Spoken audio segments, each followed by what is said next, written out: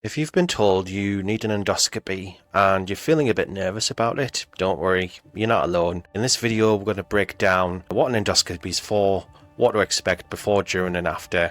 I've had this done myself, so don't worry, let's take you through it. So in a nutshell, an endoscopy is a medical procedure where they want to take a look at your digestive system. This can range from checking on some sort of inflammation, trouble swallowing, any sort of digestive distress that you may be going through at the moment, which is generally prolonged. So what will be involved usually is they'll put a little tiny camera, which is very thin and flexible, down your throat into the tummy, maybe take some biopsies to find out what's going on. On the surface it can sound intimidating, but don't worry, I'll explain everything. Okay, first things first, how do you prepare for it? For an endoscopy, relatively easy. 6 to 8 hours before the procedure, no food. So usually if you've got the endoscopy in the morning, it's quite easy because you simply stop eating at midnight, and if you're lucky enough to get a first thing in the morning appointment, then you've already done that whilst you've been sleeping anyway. Other than that, you know, if it's probably late in the afternoon, you could probably have something very, very early morning. Just leave that 8-hour gap in between your procedure and your last thing you eat. Okay.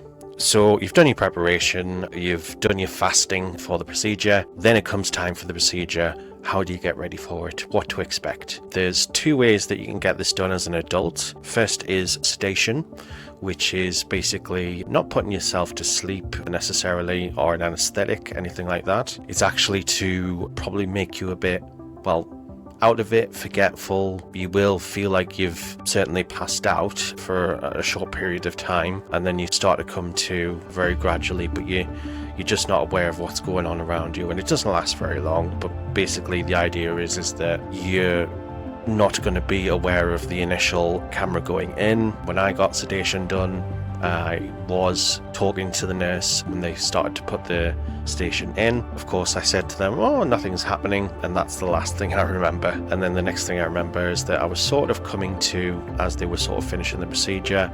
I could certainly feel the tube down my throat, but because of how relaxed you are from the sedation, it's generally not as bad. Now, the caveat for a sedation is that you have to get someone to drive you home afterwards. You're not allowed to drive because of the medication that causes sedation, not the usual stuff. You don't operate heavy machinery for the rest of the day. You're not allowed to drive, things like that. So in terms of inconveniencing someone who may want to try and, say, get back to work or have other obligations to attend to, sedation may not be the option for you. The other one is that certainly you're conscious of everything, but you'll get a throat spray that numbs your throat, but you'll obviously be a lot more aware of the procedure itself. There is a tendency to feel you need to be sick and you kind of retch a little bit, but if you just focus on your breathing for about 20 minutes or so, it's done. You could be gone, you can be out of there, you can drive, you can do anything you want. You'll have a sore throat, but we've all had sore throats in our time, I'd imagine. So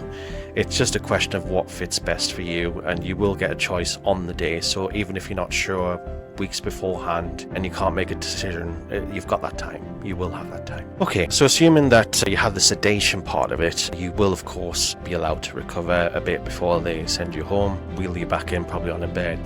Just take some time for you to get your feet back or get your balance or whatever it may be. So that in itself will take some time, but you won't be there all day. It will wear off. Now, on the surface, endoscopies, they can sound quite intimidating with it being involved with your throat, and you think about your breathing and you think you're worried about probably choking and things like that. But honestly, the people that conduct these procedures will be fully aware of those anxieties, those fears, so they'll keep talking to you, keep engaging, making sure you're okay, get that level of empathy. I've always had that myself. So the point is that they're there to help you every step of the way, because chances are they've probably had the procedure themselves. It's a fairly procedure that a lot of people have to get from time to time. It doesn't mean to suggest that you've got a long-term medical condition necessarily. It might just be some gastroenteritis that they want to prescribe you some longer-term medication for.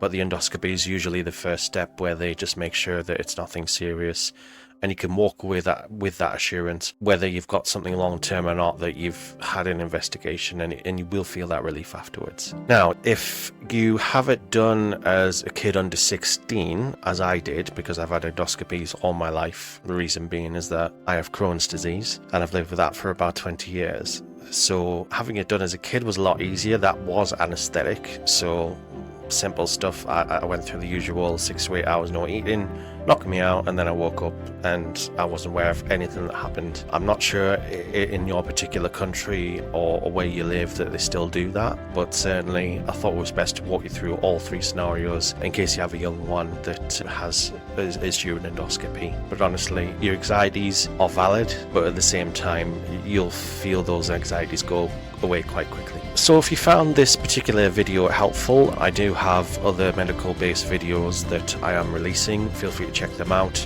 If you're a sufferer of Crohn's disease like myself, I am putting out a few on those, and generally other procedures as well. Another video will be about the colonoscopy, which is the camera at the other end, so if you're due any of that, then you can feel free to watch that video.